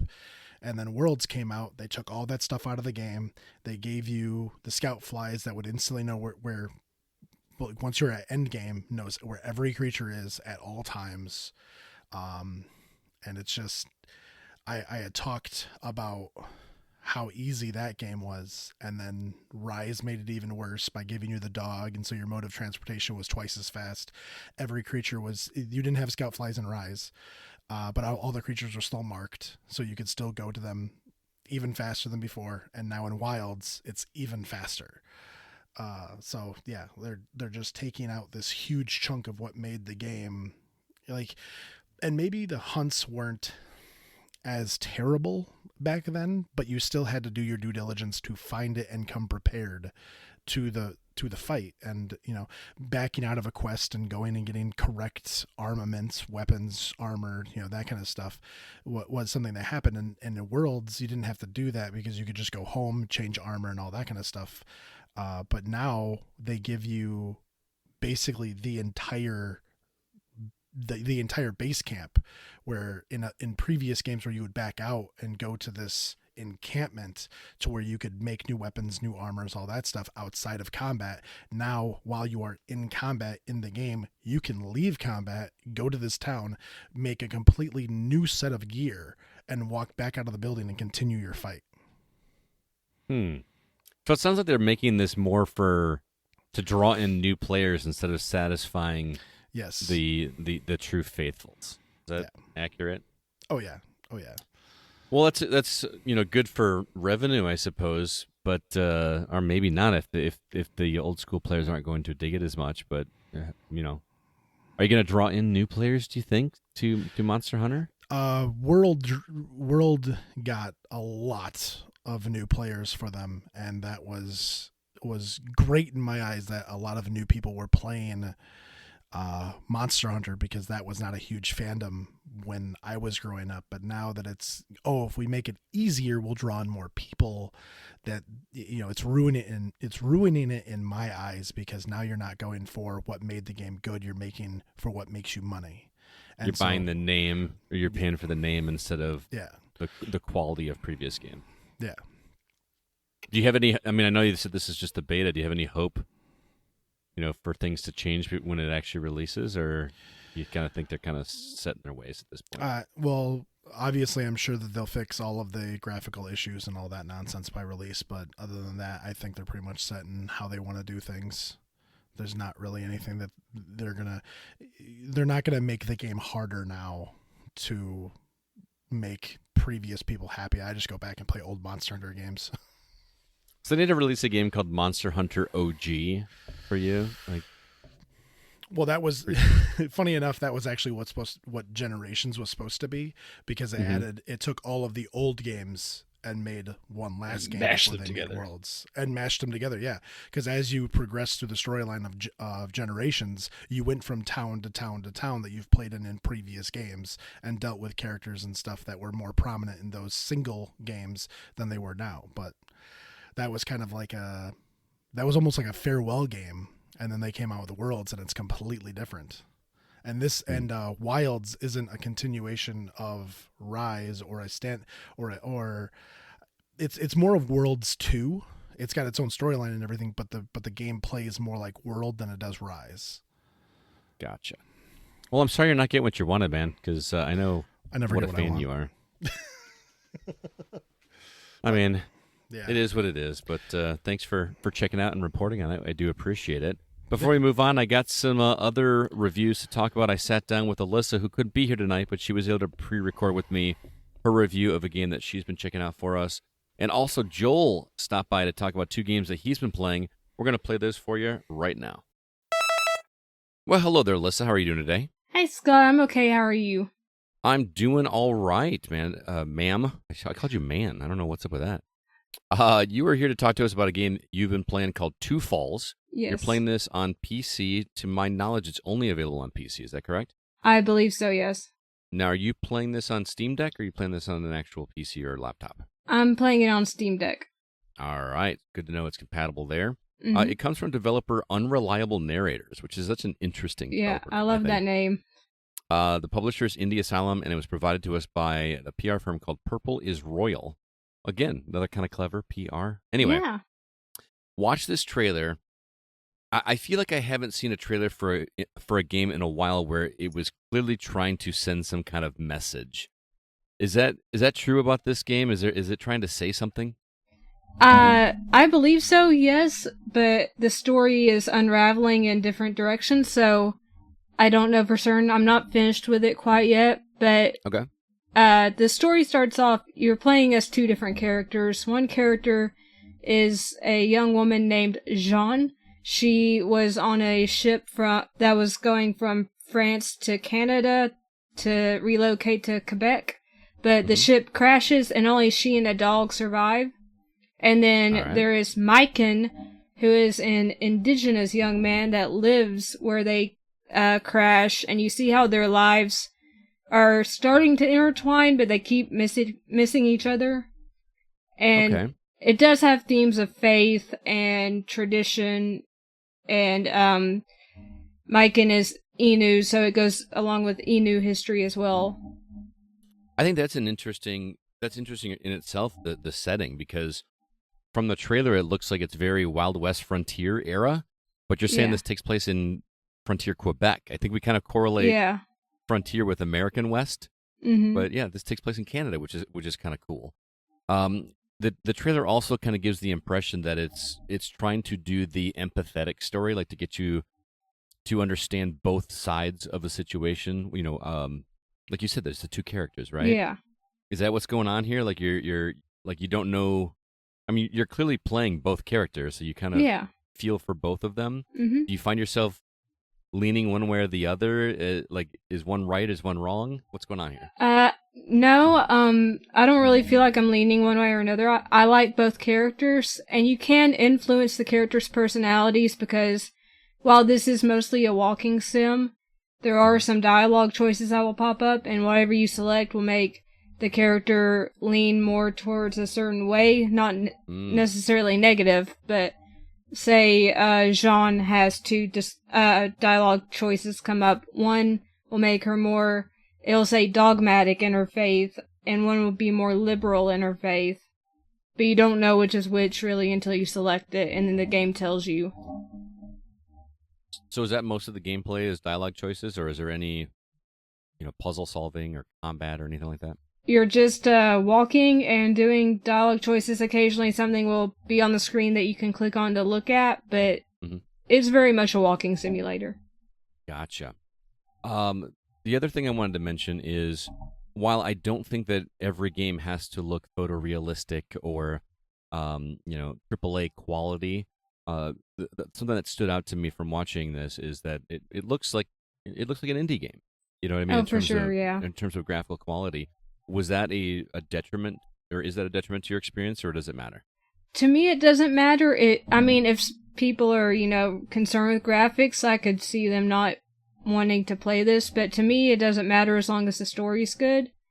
And I'm hooked enough by the story to not care about the graphics as much, but it is a little funny sometimes. You'll look down and see, like, right through your character, they're just invisible. Yeah. Or their arm will become detached and just float in the air. Hey, I mean, it happens, right? Like, Yeah, I mean... But, I mean... graphics aside, and like you said, it doesn't bother you, you're digging the story, do you recommend people check this one out? If it sounds interesting to you, totally. I think it's going to be a pretty short game. I've got about 3 hours in, and I believe I'm halfway through, so probably about a 6-hour game. I'm estimating. It could be shorter or longer. Okay. Do we know the price point on this one? I could not find Not it. yet. I'm All right. not sure. As of this recording, I know we are recording this before the embargo is lifted, but not releasing it until after Yeah. the embargo is lifted. Purple is Royal, don't come after us. Yeah, so we'll stay tuned for the price point on that one. But Alyssa, thanks for stopping by to talk about this game. I'm intrigued by this setting. I feel like I can't think of another game that took place in the Canadian frontier. I mean, we don't get a lot of games set in Canada in the first place anyway, so. Yeah. That alone gets me really intrigued. So I'm intrigued for sure. All right, well, we'll let you go. Thanks for stopping by. We'll catch you on the next episode, all right?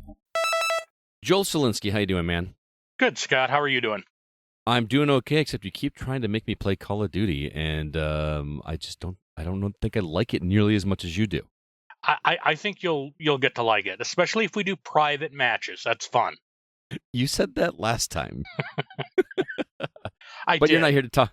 You're not here to talk about Call of Duty. You actually have been reviewing a couple games for us, and we're going to start with Predator Hunting Grounds, which is available. Well, there's a demo available on Xbox right now. Apparently, this game's been out since 2020 on PC. Yeah, PC and PlayStation, and it just came over to Xbox and I think PS5.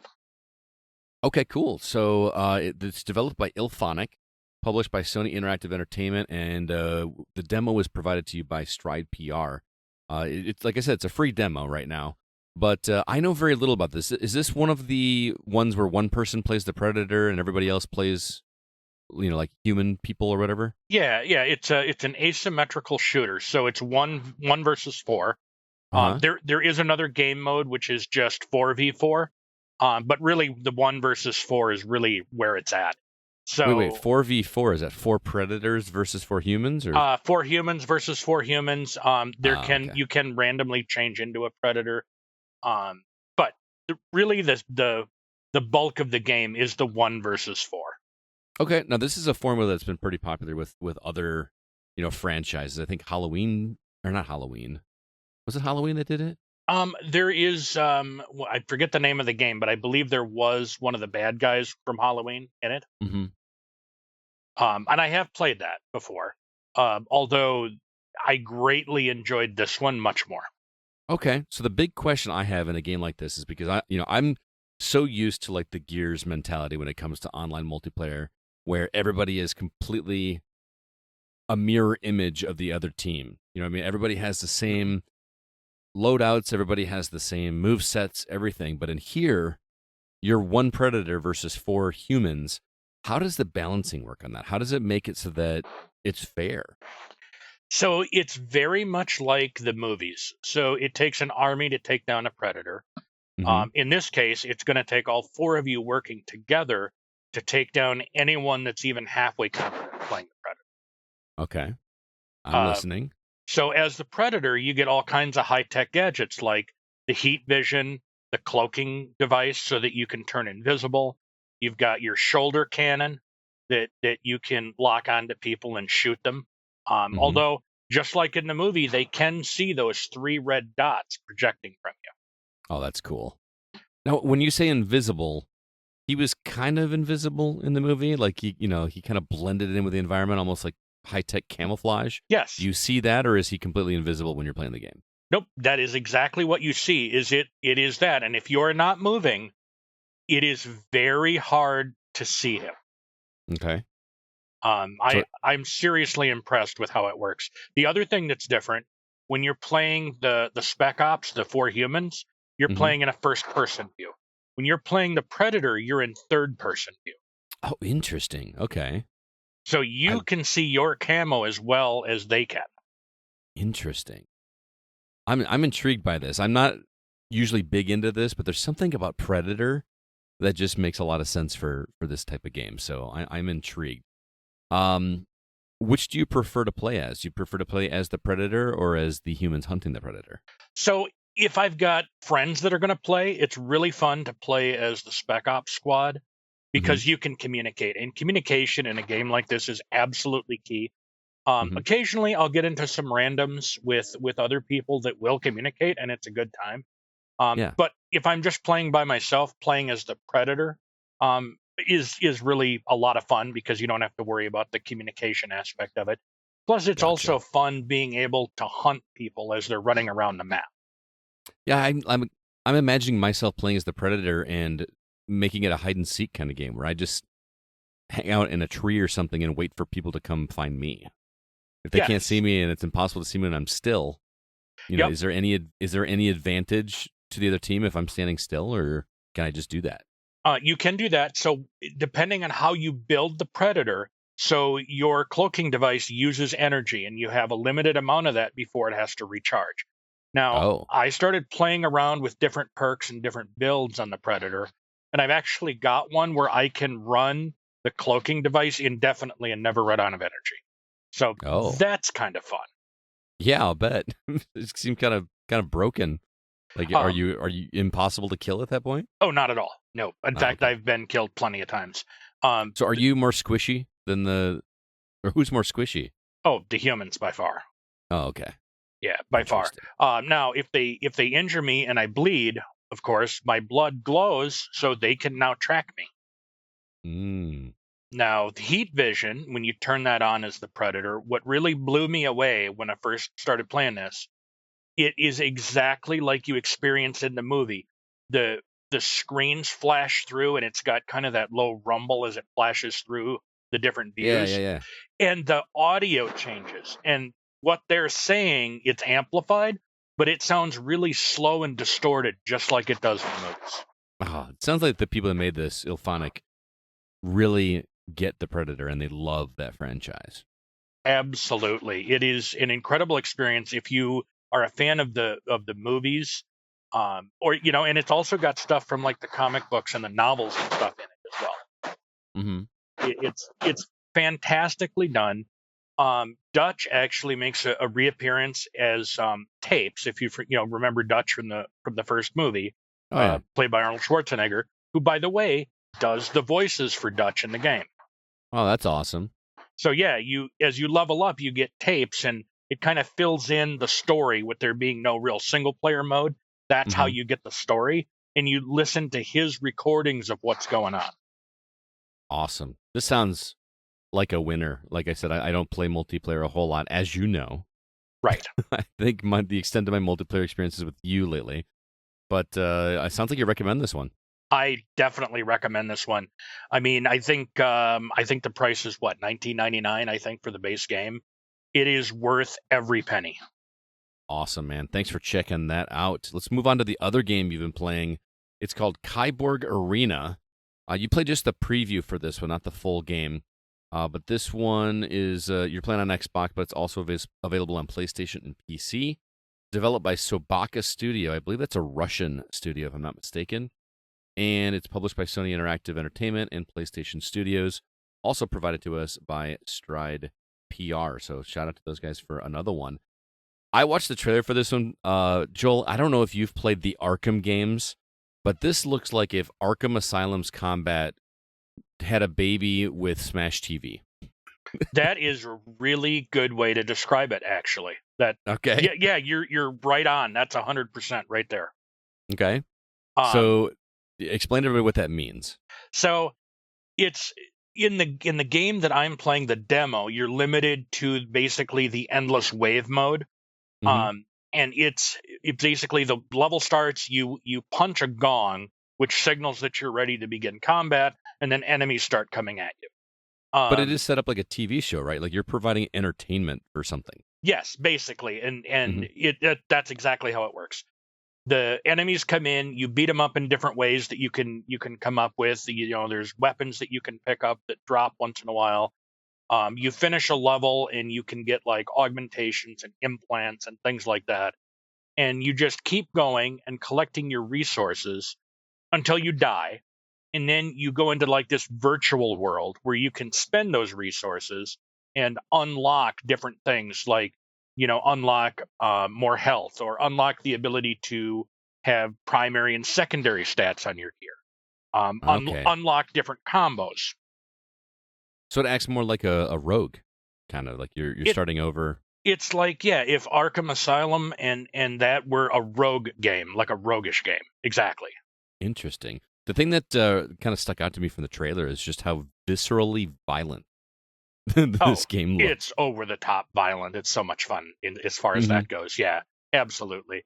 But I mean, the combat feels so much like Arkham. Like they even have the same like little indicators over the enemies' heads. Mhm. You're flipping, but you also have weapons like guns and melee weapons and things like that. It looks like gladiatorial. Is that the right word? Yeah. Combat, but in a futuristic setting, and I don't know. It looks brutal. Yeah, you even have like clubs, except instead of clubs, they have circular saw blades on the end of them. Oh, Like, nice. It's wild. The only, I guess, I really enjoy the game. It's fun, and I would love to try the full version to see where they go with it. With this mode, you eventually get to a point where you can't even pull off a combo because there's so many enemies. Right. And you die and start over, which of course is the point, seeing how far you can go. Mm-hmm. Do you get the sense that you'll be able to become so powerful that you'll be able to overcome that, or is there always going to be an end like that, or is there an end game? I don't know in this mode. This mode is purely see how far you can get. As far as I know, there's no end to it. Gotcha. So KIBORG Arena, the Xbox preview is available. I think it's available for people to download for free to try it out. No, I don't really have any notes on when the full game releases, but stay tuned for that. This may be one you guys want to check out, assuming you recommend it. I recommend it as long as there is more to it. And there obviously has to be, because this is purely just locked down to the unlimited mode. Gotcha. And that is fun, but it doesn't have like long-term replayability. But if with some other modes, it is fun. I mean, definitely fun. Cool. And I mean, it's hard to say no to a free demo. Like, oh yeah, we don't get demos too much anymore. So again, that is KIBORG Arena. Like I said, you can check it out on Xbox, PlayStation, or PC. It sounds really cool. The trailer looks just, like I said, brutal is the only word I can come up with. But it's so visceral. Like the combat, like when you're wailing away on somebody, like it sounds good. It feels like there's some weight behind the blows. It almost feels like every time you do a hit, the camera kind of like zooms in just a tiny little bit to like accentuate, or am I imagining that? No, the camera does move, and like there's certain moves you can do where you'll fly across the screen, and the camera feels almost like it's like a trailing drone, like in a sports action film. Yeah, that's definitely the vibe they're going for, is this is a entertainment value thing that people are watching for sport.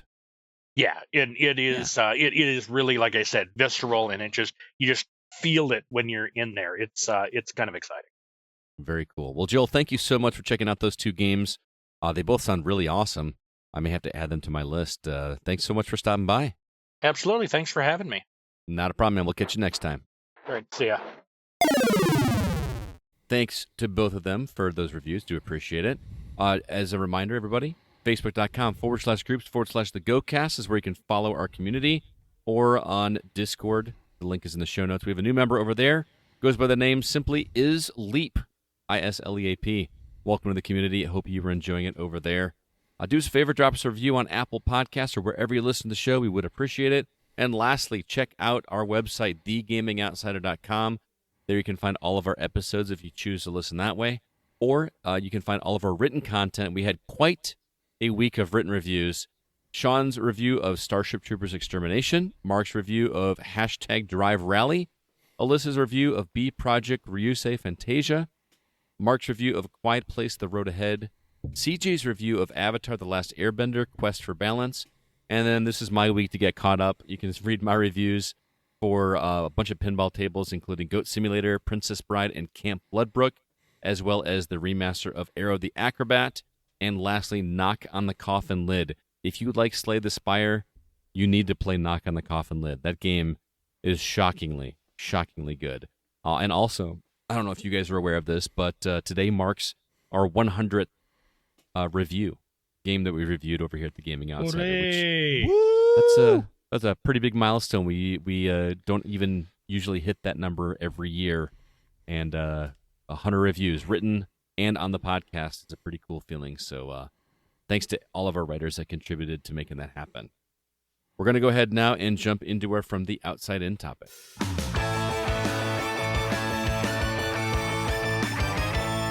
It's the first episode of the month, which means it's time for one of our favorite things to do for our From the Outside In topic, and that's having some fun conversations centered around questions we receive from the community. We posted on Facebook, Discord, and Twitter, asking for thought-provoking questions centered around video games.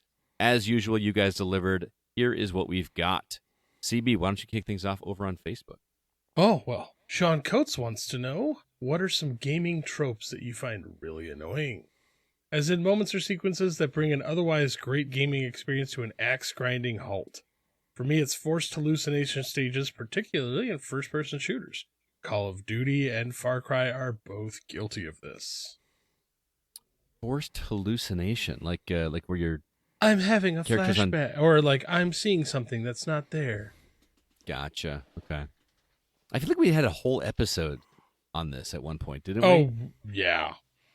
Like gaming tropes, like red barrels and stuff like that. I mean, the one that stands out right off the bat, and it should come as no surprise, is timers. When you I'm having fun with a game, and all of a sudden you do something that makes me do something in a certain amount of time, I get really frustrated. Or if I'm playing a standard third-person action game or a first-person shooter or something like that, and all of a sudden, out of nowhere, I'm playing a completely different game that involves things like RTS elements or tower defense elements. That's why you hate Assassin's Creed Unity. That one Assassin's Creed Revelations. Yeah. I did not finish that one because all of a sudden, tower defense, I'm like, I'm out. I don't... Or what's the Jack Black game? Brutal Legend. Brutal Legends. I was all about that game, and all of a sudden, like an hour into that game, I'm doing RTS stuff. See, like, I know you hate timers, but there are times where it makes sense. Like, oh no, this building is crumbling around me, like, I need to get out. Yes, I'm with you on that, but those don't feel like super pressure. I'm still doing the same thing that I'm doing. Like, I have to get out in a reasonable amount of time. One of my favorite games of all time is Super Metroid, and at the end of that, you beat the final boss, and then you have, 90 seconds to get out of the facility. That I never struggled with that. That was, it's a reasonable amount of time. It's the ones where it's like, or like when I'm playing an open world game, and I'm trying to save the world or do something, and then, oh, hey, you want to do this like racing mission where you got to race characters or you have to get from point A to point B for some arbitrary reason, even though like, the world's about to end. But you like Ocarina of Time. What, when you ride Epona? I hated that. That was like the section I didn't like, where I had to go around because you had to do that to get like certain items, and I hated it. Go fishing. That's another one. Fishing.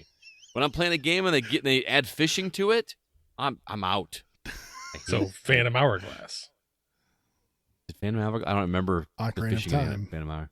Yeah, Ocarina of Time had fishing. I had to do it to get the whatever bottle or something. Whatever was in the fish. What was it?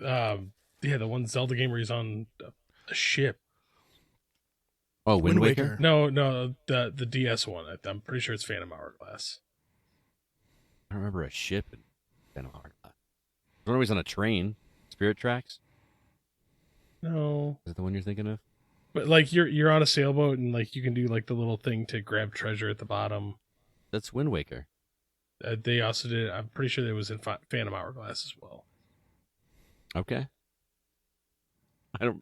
It's been over a decade since I played Phantom Hourglass. I don't know.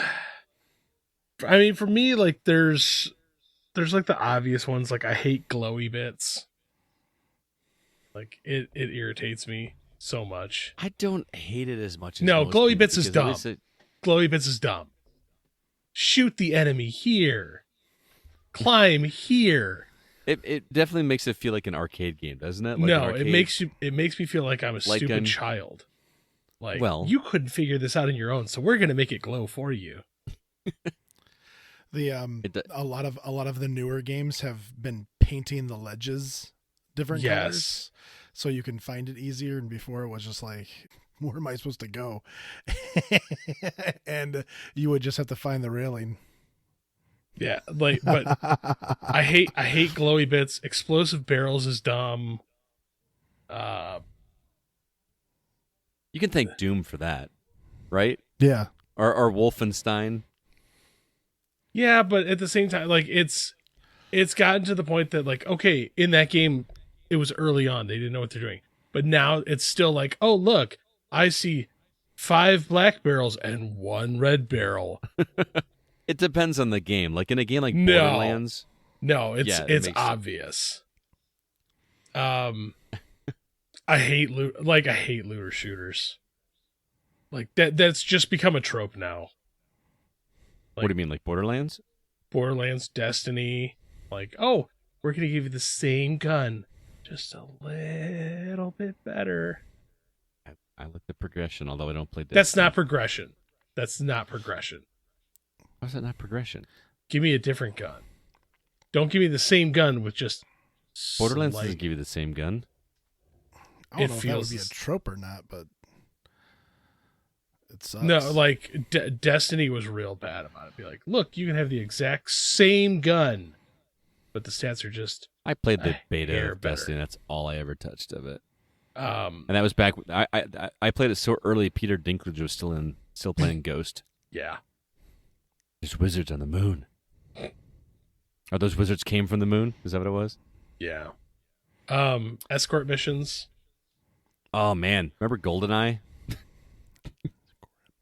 Natalia. Resident Evil 4. Resident Evil 5. yeah. Yeah. Stop. Like I'm struggling taking care of myself. I don't want to take care of another person as well. Another person that is so completely inept at living. Right. Like, What about you, Jacob? Well, going back to Ashley, though, it's just like, oh, look, you managed to survive out here without me, but for some reason, the moment I start helping you, you just die. That's a really good point, actually.